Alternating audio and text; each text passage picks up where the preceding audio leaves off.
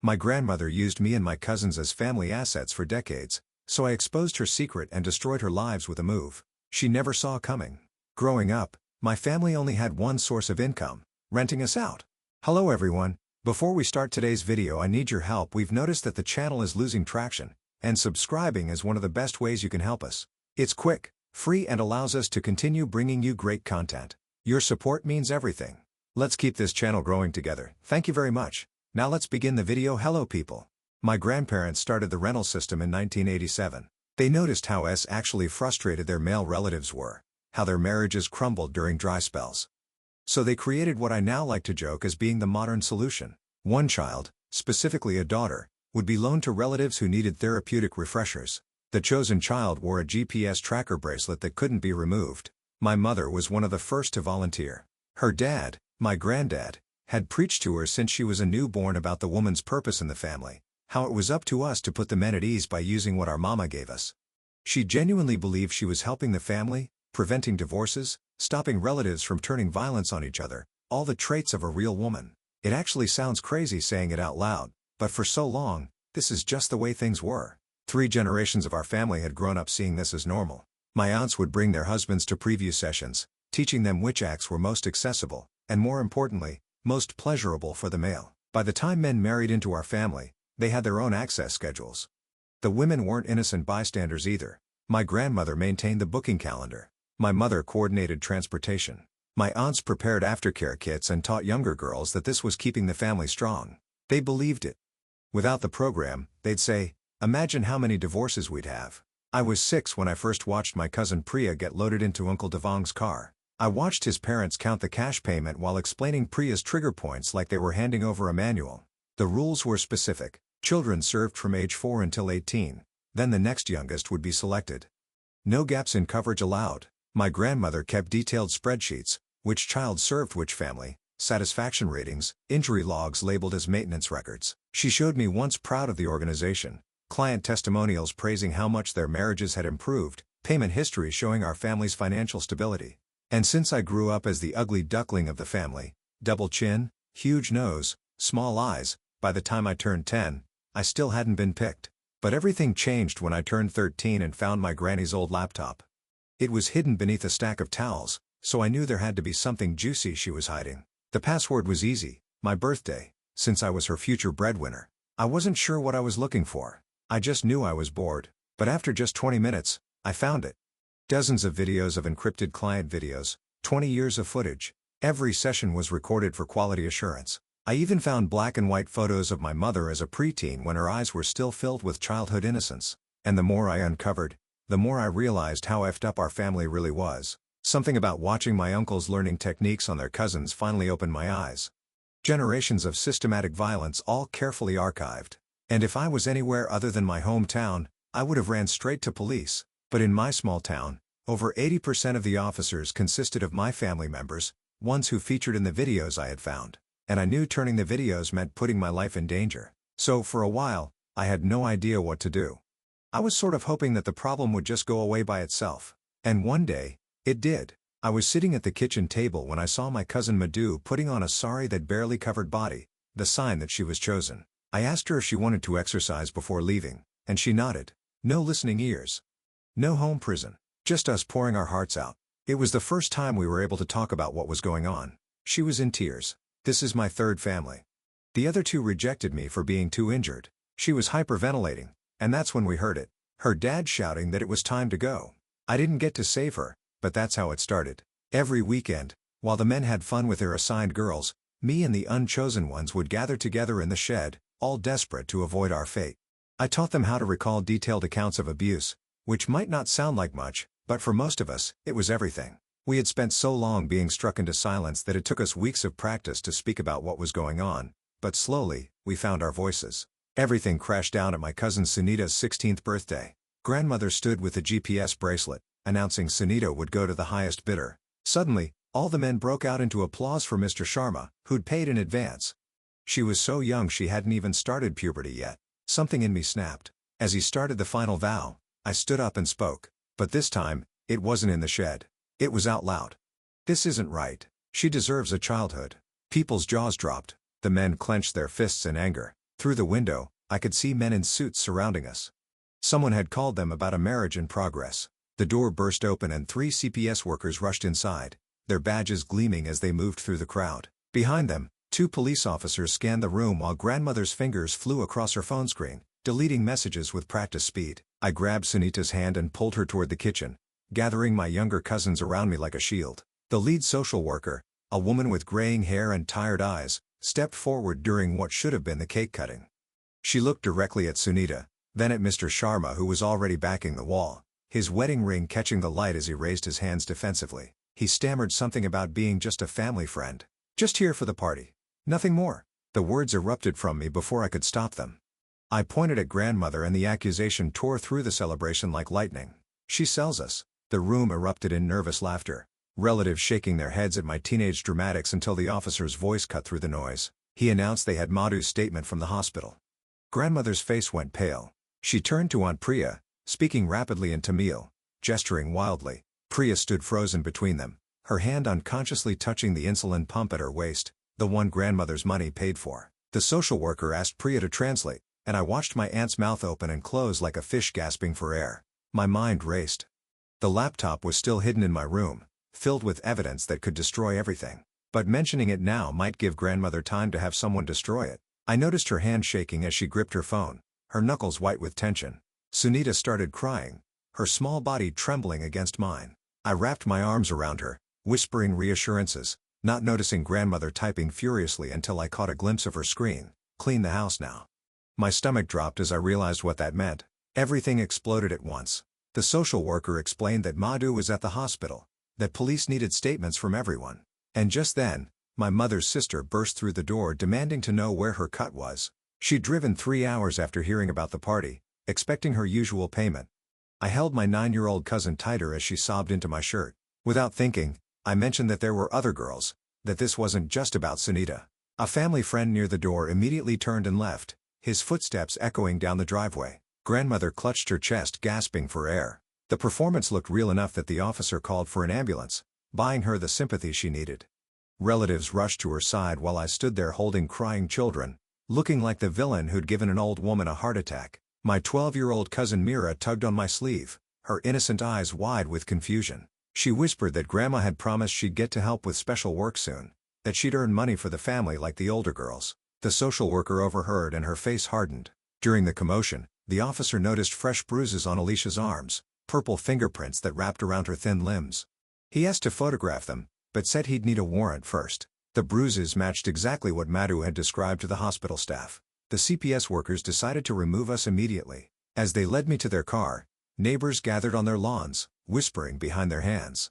I heard fragments of their conversations about that troubled girl causing drama again, about how I'd always been jealous of my prettier cousins. The hospital quarter smelled like disinfectant and fear. Madhu lay unconscious, machines beeping around her. The doctor explained they needed grandmother's consent for RP kit, but she was already there with her lawyer, insisting it would cause unnecessary trauma to a sick girl. Her performance was flawless, the concerned grandmother protecting her granddaughter from further violation. The lawyer, a man in an expensive suit, already had a folder about me. He showed the social worker my high school records, the counselor's notes about self-harm, the scars on my arms that I'd hidden for years. He used words like attention-seeking behavior and unstable personality, painting me as a disturbed teenager lashing out at a loving family. My phone buzzed constantly. The family group chat exploded with old photos, carefully selected to show me looking sullen at birthday parties while my cousins opened expensive gifts. They shared screenshots of times I'd complained about unfair treatment, twisting teenage frustration into evidence of jealousy and resentment. I tried reaching out to distant relatives on Facebook, desperate for someone to believe me, but grandmother was faster. Those messages were screenshot and shared as evidence of my harassment campaign against an elderly woman who'd done nothing but love her grandchildren. Then I discovered the worst part. Grandmother still paid my phone bill. She could see every call I made to CPS, every text to the detective. When she called that evening, her voice was sweet as honey. She asked why I was making so many calls, Beta, why I was trying so hard to hurt the family. After 48 hours without sleep, sitting in interview rooms and repeating my story, the details started blurring together. I confused which uncle had visited when, mixed up dates and times. The detective's expression grew more skeptical with each mistake. I looked unreliable, unstable, exactly how grandmother wanted me to appear. My best friend's mother called to say they couldn't see me anymore. Grandmother had called them crying, explaining how I was making false accusations, how I'd always been troubled. My friend texted me secretly later, saying her mom believed grandmother, not me.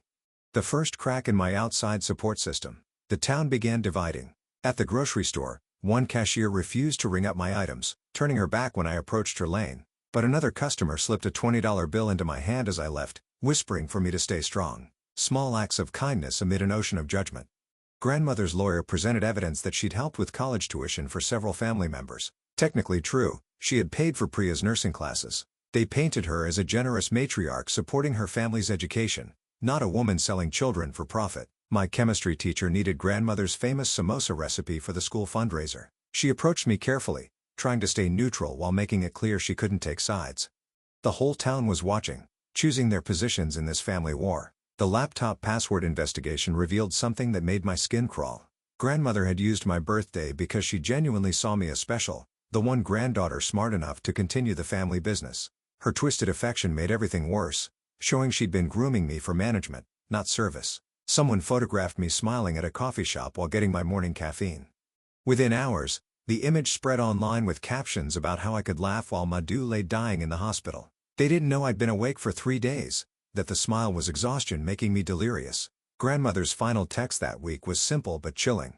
"You've killed me." The words stared at me from my phone screen as I realized this would only end with someone in jail or someone in the ground. I stared at those 3 words on my phone screen until my vision blurred. My hands trembled as I set the device aside and focused on survival. The next morning brought Uncle Vikram to my workplace, his arm wrapped around my newest co-worker, Catherine. She giggled at his jokes while he positioned himself perfectly to watch my every move behind the coffee counter. He ordered slowly, asking Catherine about the staff schedules, mentioning how I seemed stressed lately. My manager noticed the tension and pulled me aside, suggesting I take a break. Grandmother's next move came through the detective assigned to our case. He called me in for another interview, this time focusing on my mental state. He'd received reports that I'd been obsessed with being chosen for the family business, that I felt rejected when prettier cousins were selected instead. The accusation hit like a physical blow. I tried explaining the truth, but my words tangled together, exhaustion making me stumble over basic facts. My old journal became their weapon. Grandmother's lawyer had somehow obtained entries from when I was 14, pages where I'd written about feeling left out, wondering why Priya got everything, normal teenage jealousy twisted into evidence of a disturbed mind seeking revenge. The lawyer read my own words back to me, each sentence recontextualized as proof of my supposed vendetta. Meanwhile, my 8-year-old cousin had started telling her teacher about Grandma's promises. The little girl excitedly explained how she'd soon help the family earn money, just like the big girls did. The teacher's face went white. Another call to CPS. Another investigation opened, but grandmother was ready. She arrived at the school with cookies and tears, explaining how I'd been filling the children's heads with terrible ideas. The security footage from our neighbor's house became crucial evidence, though not in the way I'd hoped. The cameras showed young girls entering grandmother's house regularly. But without audio, it simply looked like family visits. No signs of distress visible from the street. No evidence of anything beyond a loving grandmother hosting her grandchildren. The prosecutor reviewed the tapes and shook his head. Family court arrived faster than expected. The judge, a stern woman with silver hair, questioned why I'd waited so long to make accusations. Why now? After years of supposed abuse. I tried explaining about finding the laptop, but finally understanding what was happening. But my timeline had holes. Stress had scrambled my memories. Dates didn't line up perfectly. The judge's expression grew increasingly skeptical. That evening, I discovered something that made my stomach turn. Using my mother's old Amazon account, I searched grandmother's purchase history. Hidden among household items were orders for lingerie in children's sizes. The descriptions made me nauseous. Special occasion wear. For petite frames. Each order corresponded with dates from her booking calendar. I screenshot everything, my hands shaking. Grandmother's Venmo account told another story. Payments from uncle friends with emoji-filled descriptions that seemed innocent to outsiders. Birthday cake emojis, heart symbols, celebration icons. But the amounts and timing matched the old records perfectly. 500 here, 300 there, always the day after a child had visited. I documented every transaction, building my own spreadsheet of evidence. My teenage therapy notes became their next tool against me. Sessions where I talked about feeling unsafe at home, about wanting to run away, were presented as typical teenage angst. The therapist had written adjustment disorder and mild depression, never suspecting the real cause. Now those clinical terms were used to paint me as mentally unstable. prone to false memories and persecution complexes. I attempted to record grandmother during a family gathering, hiding my phone in my pocket, but she spotted the device immediately. Her scream pierced the air as she clutched her chest, wailing about her ungrateful granddaughter trying to entrap her. Relatives rushed to comfort her while glaring at me with disgust. The recording captured only her cries of betrayal, nothing incriminating. Work became impossible. Court dates and emergency hearings meant missed shifts. My manager finally pulled me aside, explaining that the drama was affecting business. Customers had complained about the family controversy. He handed me my final paycheck with apologetic eyes. Another source of stability gone. Another victory for grandmother's campaign. The hardest blow came from Madhu's mother. Sitting in the hospital waiting room, she explained her impossible position. Grandmother paid for Madhu's specialized medical care. The experimental treatments insurance wouldn't cover.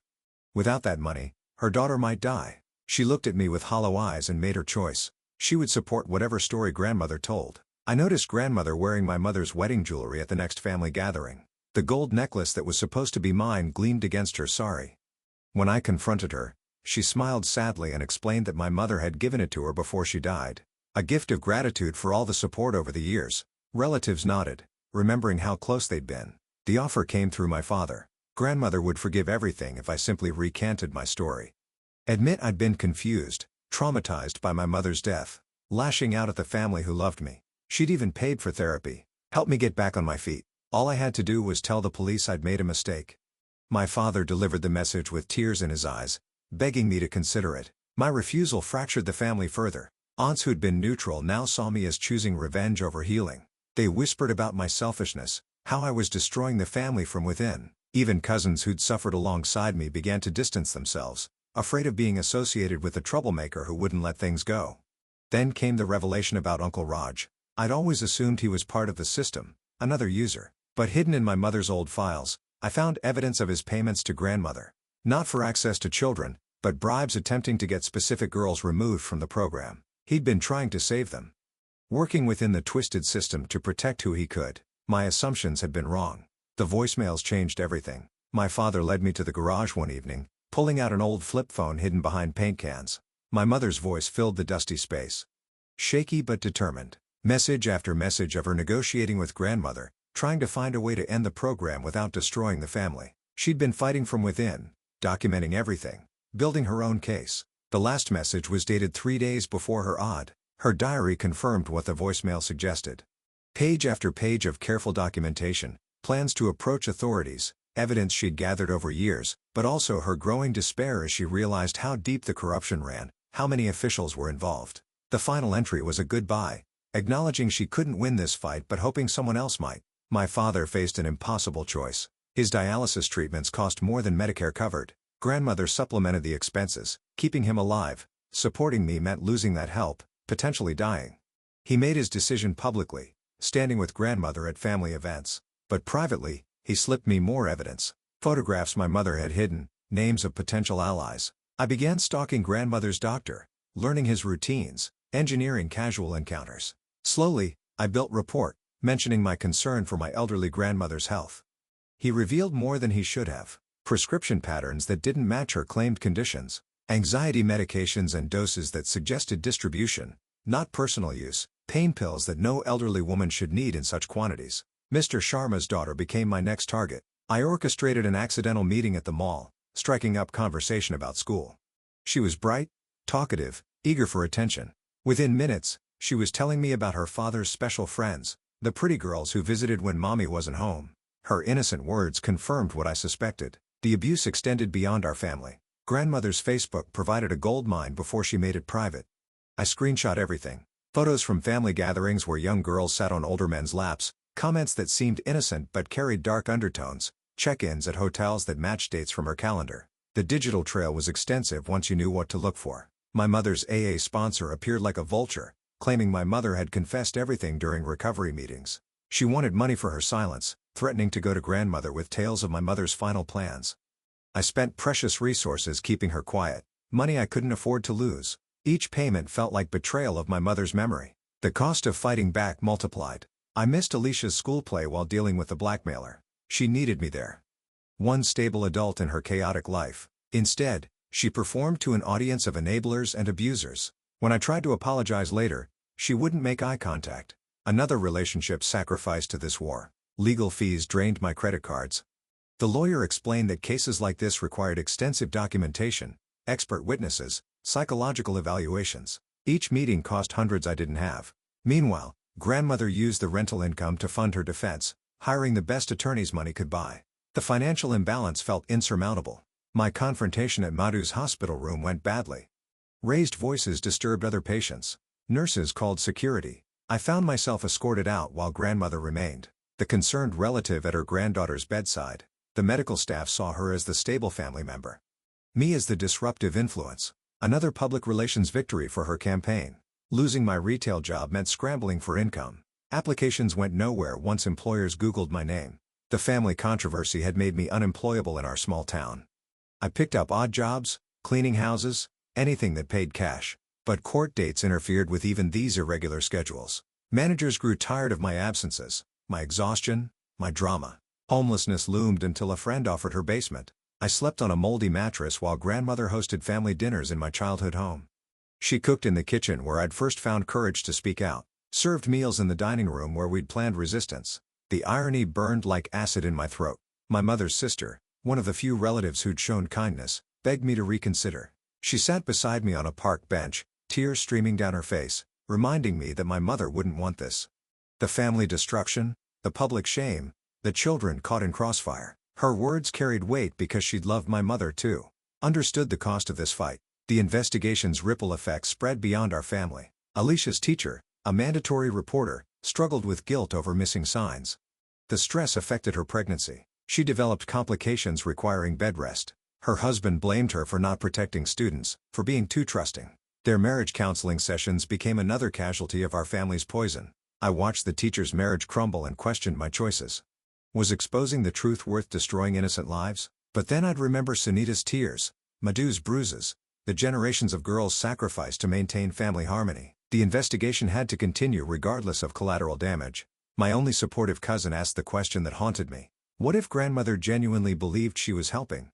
What if in her twisted worldview, the system had saved the family from poverty and dissolution? The question left me speechless because I'd seen the pride in her eyes when showing me the spreadsheets. She truly thought she'd created something beneficial. Establishing credibility meant admitting my own crimes. I confessed to stealing money from grandmother when I was 15, desperate to buy school supplies she deemed unnecessary.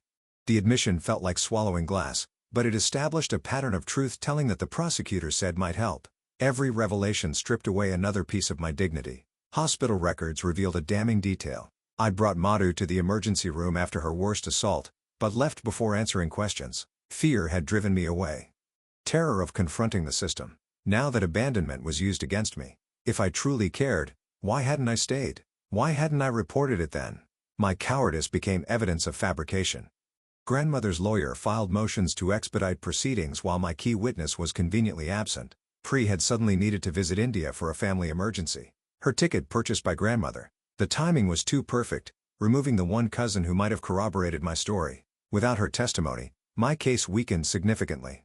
The generational pattern emerged through research. Grandmother's own childhood in poverty-stricken India included similar arrangements. Her mother had made comparable choices, trading daughter's innocence for family survival. The cycle stretched back generations, each woman believing she was protecting her family through sacrifice. Understanding didn't excuse it, but it explained the depth of her conviction. My grandfather's deathbed became another battlefield. He was fading fast, cancer eating away at his body. I needed his confession, his acknowledgement of what they'd built together. But recording a dying man felt monstrous. I sat beside his hospital bed with my phone hidden, listening to his labored breathing, watching tears roll down his wrinkled cheeks. His whispered admissions broke my heart even as I documented them. The person I'd been before, trusting, optimistic, believing in family bonds, died during those months. I learned to manipulate conversations, extract information through calculated emotional appeals. I became someone who could smile while planning the next strategic move. The investigation hadn't just exposed our family's darkness. It had transformed me into someone capable of navigating it.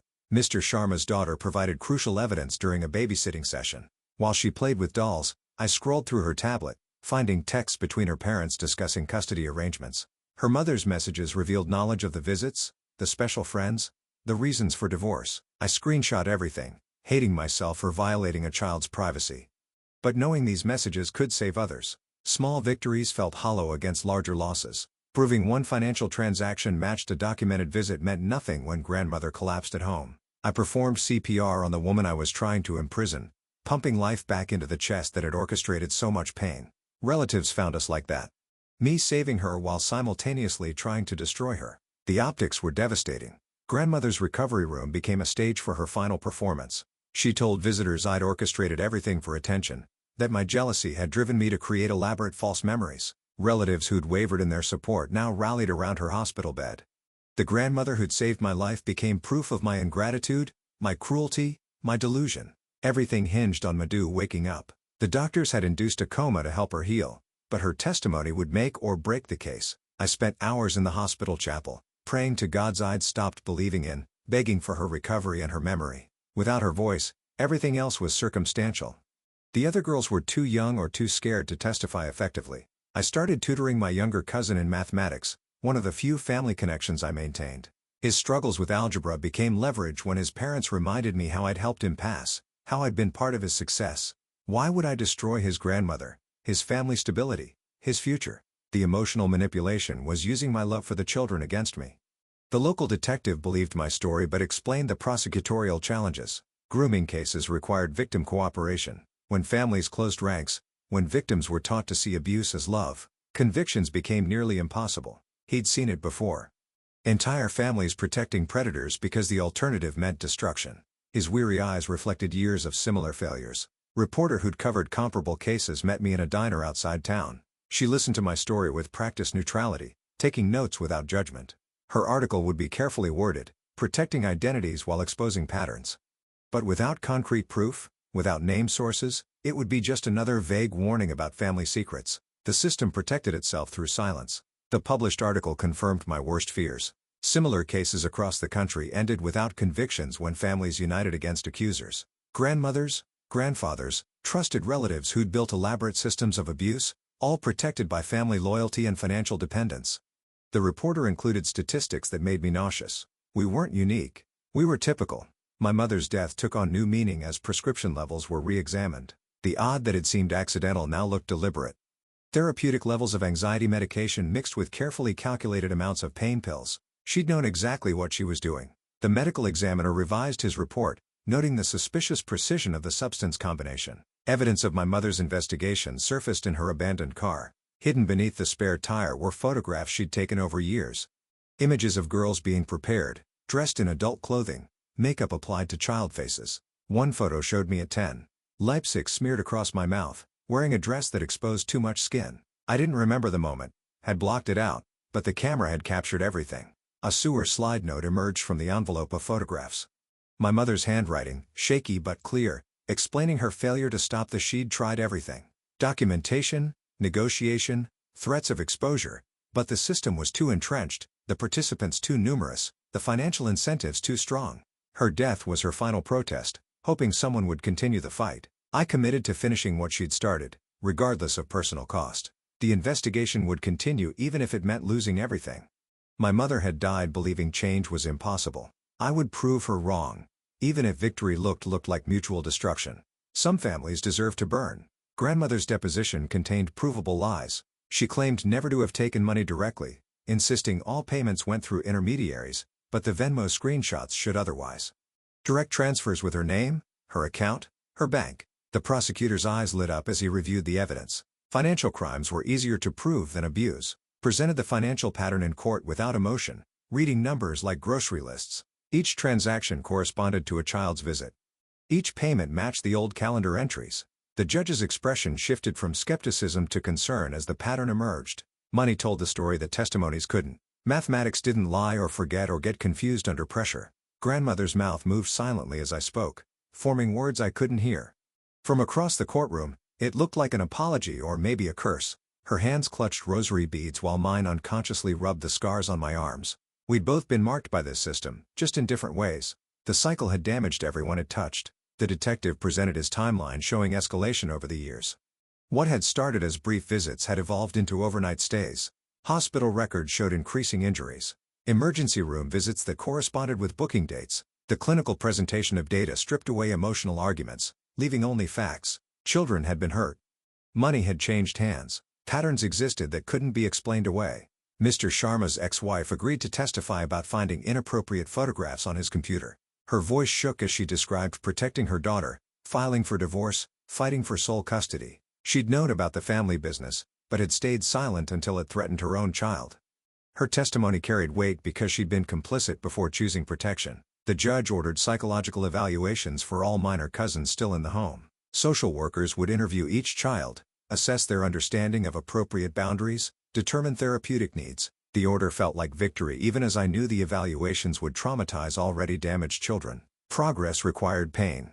Healing demanded exposure. Text messages between family members were authenticated and entered into evidence. Conversations about payment rates, availability schedules, preferences for specific children. The casual nature of the discussions chilled the courtroom. They texted about selling children like planning dinner parties. The banality of evil documented in emoji and abbreviations. Evidence of grandmother's twisted love emerged through gift receipts. After each visit, she'd buy the affected child presents. Dolls for the youngest, electronics for teenagers, always with cards calling them special. The prosecution argued this showed consciousness of guilt, attempts to buy silence and compliance. The defense claimed it showed a loving grandmother spoiling her grandchildren. Grandmother's breakdown on the stand seemed genuine. She sobbed about saving the family from starvation, about her own mother's choices in India, about tradition and survival and sacrifice. Her tears were real even if her justification was warped. She truly believed she protected the family through systematic abuse. The conviction in her voice made several jurors shift uncomfortably. I was given the opportunity to deliver a victim impact statement.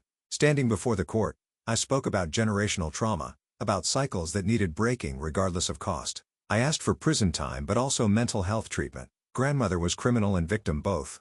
The system she'd perpetuated had started with her own childhood.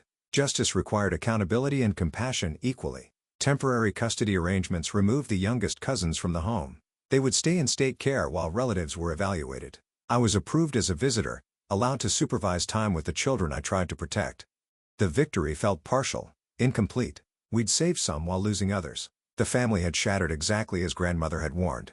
Extended family divided into factions. Half believed my accusations, supporting the investigation despite personal cost. The other half branded me a family destroyer, a jealous girl who'd invented memories for attention. Cousins faced choosing sides at school, in the community, a temple. The warfare spread beyond our immediate family, poisoning an entire network of relationships. I started therapy alongside the rescued cousins. Group sessions where we learned to speak truth without shame. 2 jobs barely covered legal fees and living expenses. Some relatives served time while others cut contact completely. The family business had ended, but its destruction left casualties everywhere. We were free and broken simultaneously. Restraining orders became necessary as threats escalated. Uncles who'd lost access made their anger known. Aunts who'd lost income blamed me for their poverty. The protection felt thin against generations of rage. I varied my routes, checked locks obsessively, startled at unexpected sounds. Freedom came with perpetual fear. Madhu's eyes finally fluttered open as autumn arrived. Her memory was fragmented, confused, but present. She remembered enough. Her testimony would seal convictions, validate everything I'd sacrificed to expose. But watching her struggle to speak, seeing the damage reflected in her vacant stare, I wondered if victory was the right word for any of this. The courtroom felt smaller with each passing day. I watched jurors scribble notes during testimony, their faces revealing nothing. The prosecutor methodically presented financial records while I sat rigid in my seat, hands folded to hide their trembling. Each document projected on the screen represented a child's visit, a payment received, a life altered. The defense attorney attempted to discredit the evidence, suggesting the transactions were innocent family support, but the patterns were too consistent to ignore. My cousin's psychological evaluations arrived sealed in manila envelopes. The social worker explained the findings in clinical terms that sanitized the horror, delayed emotional development, inappropriate boundary understanding, trauma responses masked as compliance. Each report strengthened the prosecution's case while breaking my heart. These children I tried to protect were professionally documented as damaged goods. Grandmother's medical records subpoenaed from her doctor revealed the prescription fraud. Anxiety medications prescribed in quantities suggesting distribution, not personal use. The prosecutor traced med counts against pharmacy records, building a secondary case for substance trafficking. Her lawyer argued she'd been sharing medications with family members who couldn't afford healthcare, painting her as a compassionate elder helping struggling relatives. The judge called a recess when Madhu took the stand. Her voice barely reached the microphone as she recounted fragmented memories. The defense attorney's cross-examination felt like watching someone kick a wounded animal. He questioned her recollection, highlighted inconsistencies, suggested her injuries came from elsewhere. I gripped the bench until my knuckles went white, fighting the urge to intervene. Uncle Vikram's arrest happened during lunch break. Officers escorted him from the courthouse in handcuffs after McCatherine provided her statement about his attempts to gather information on me. She recorded their conversations, documented his questions about my schedule and mental state. The conspiracy to intimidate a witness charge would stick even if nothing did. My father's testimony surprised everyone. He took the stand despite knowing it would cost him grandmother's financial support for his dialysis. His voice steady, he confirmed finding my mother's evidence, validated her investigation attempts, admitted his own cowardice and staying silent. The courtroom went silent when he revealed grandmother had threatened to withhold his medical funds if he supported me. The forensic accountant's presentation lasted 3 hours. Charts and graphs transformed our family's horror into digestible data points. Income streams from various uncles, payment schedules correlating with school holidays, escalating prices as children aged. The clinical presentation somehow made it worse, reducing human suffering to profit margins and market rates. Priya returned from India 2 days before closing arguments. Her appearance in court caused a stir. She lost weight, dark circles shadowed her eyes. She took the stand and systematically dismantled grandmother's defense. Her nursing training gave her testimony medical credibility as she described treating cousins' injuries, documenting abuse patterns, being threatened into silence. The prosecution's closing argument focused on the money trail. Follow the payments, follow the victims, follow the pattern spanning 3 generations. The defense countered with cultural explanations, poverty justifications, attacking my credibility as a jealous granddaughter seeking attention. They painted grandmother as a confused elder manipulated by a vindictive teenager. Jury deliberations stretched into its 3rd day when Mr. Sharma changed his plea. His lawyer negotiated a deal, guilty to lesser charges in exchange for testimony about the broader network. His statement implicated 4 other families, expanding the investigation beyond our immediate relatives. The prosecutor's office assigned additional investigators to follow these new leads. The verdict came on a Thursday afternoon. Guilty on 15 counts of child endangerment. Guilty on 3 counts of human trafficking. Guilty on multiple counts of financial fraud. Not guilty on the more severe charges that would have meant life imprisonment. Grandmother collapsed at the defense table, this time genuinely, requiring medical attention. Sentencing happened 2 weeks later. 8 years in state prison with possibility of parole in 5. The judge cited her age, health conditions, and own childhood trauma as mitigating factors. Mr. Sharma received 3 years for related charges. Uncle Vikram got 18 months for witness intimidation. Other relatives accepted plea deals for probation and mandatory counseling. The youngest cousin's custody hearings proceeded separately. 3 entered foster care when no suitable relatives could pass background checks. 2 others went to distant family members who'd been unaware of the business. I received approved visitor status for all 5. Allowed supervised meetings twice monthly. The state would monitor their progress, provide therapy, attempt to break the cycle. Asset forfeiture proceedings began immediately. The government seized grandmother's house, the site of so many horrors. Bank accounts frozen pending investigation of money laundering charges. The family's financial structure built on exploitation crumbled within weeks. Relatives who depended on the income faced their own reckonings with poverty. I moved into a studio apartment near the domestic violence shelter where I'd found work. The night shifts allowed me to attend community college during the day, working toward a social work degree. My supervisor, herself a survivor, understood when I needed breaks during particularly difficult intake interviews. The work felt like penance and purpose combined. Group therapy with my cousins happened every Saturday morning. We sat in a circle in a cheerful room with painted butterflies on the walls, learning words for what had happened to us. The therapist guided us through exercises about body autonomy, healthy relationships, breaking shame cycles. Progress came slowly, measured in small victories like Mira raising her hand to speak. The civil lawsuit against the estate proceeded parallel to criminal cases. Lawyers worked pro bono, seeking damages for the victims. Whatever money recovered would go into trust funds for the children's education and therapy. The legal process would take years, but it established official recognition of harm done, compensation owed, justice sought through every available channel. My father's health deteriorated without grandmother's financial support.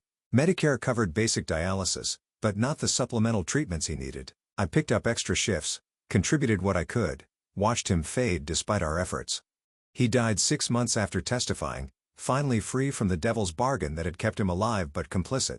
His funeral was small, attended only by those who'd chosen truth over family. The domestic violence shelter expanded their programming after our case. They developed specific protocols for familial trafficking, trained staff on generational abuse patterns, created support groups for survivors of interfamily exploitation.